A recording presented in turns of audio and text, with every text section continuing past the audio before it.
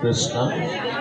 এয়া সতীৰাধিকা নামঘৰ গুৰু আসন প্ৰতিষ্ঠাৰ লগত সংগতি ৰাখি দিহানাম প্ৰতিযোগিতাৰ শেষৰ প্ৰতিযোগী দল চৰাইজনীয়া দিহানাম দল। আমি তেখেতসকললৈ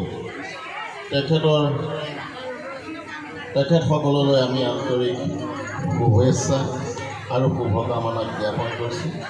গুৰুজনাই যাতে তেখেতসকলক বাইশ্বৰ কৃষ্ণ প্ৰভু ভগৱন্তই তেখেতসকলৰ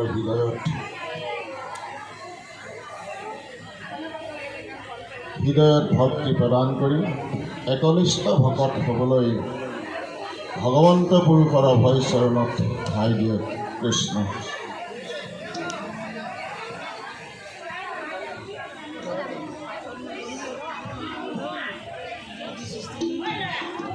কৃষ্ণ কৃষ্ণ